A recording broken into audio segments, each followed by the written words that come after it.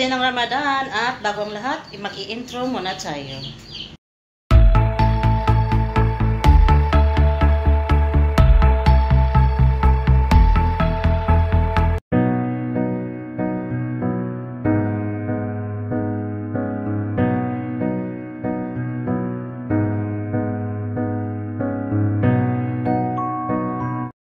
Andito na naman si Ilokhanang Madaldal.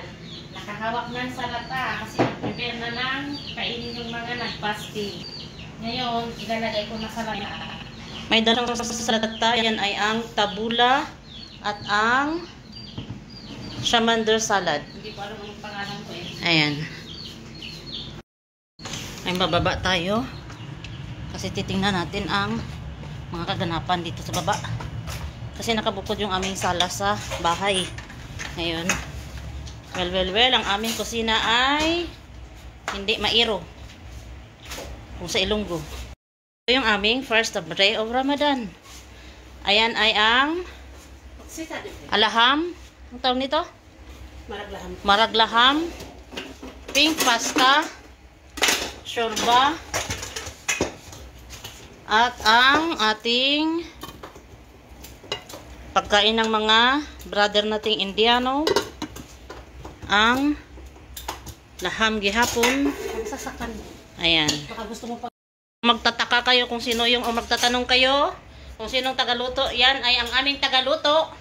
Representing Marites Sonyo from Bukidnon. Marama! Bukidnon!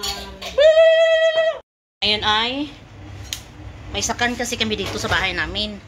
Ang ibig sabihin ng sakan, pag may nailuto na, ilalagay lang sa sakan para mag-keep warm.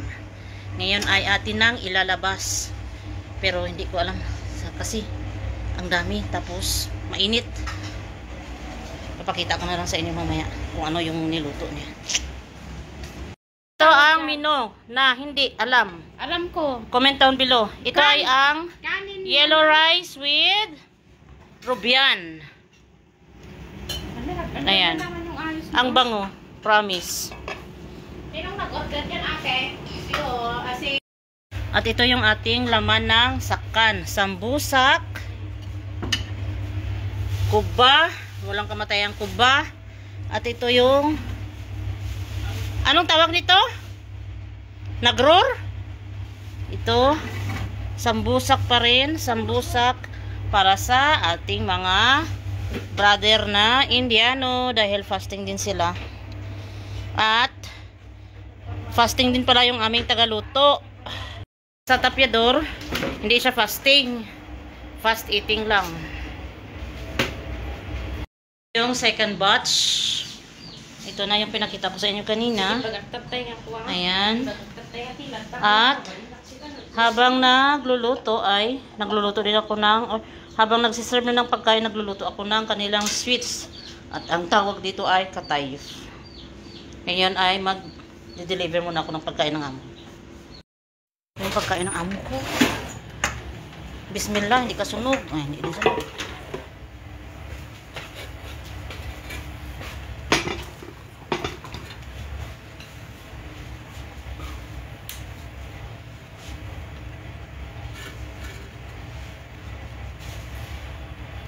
Pink pasta.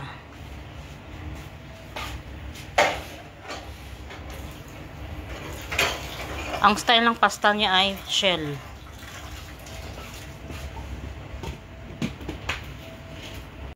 Shriba, marag, laham na nilagyan ng kubos Irani, nagiging tashriba. Man ay ang sabaw. Sabaw yan ha, sabaw na kalabasa.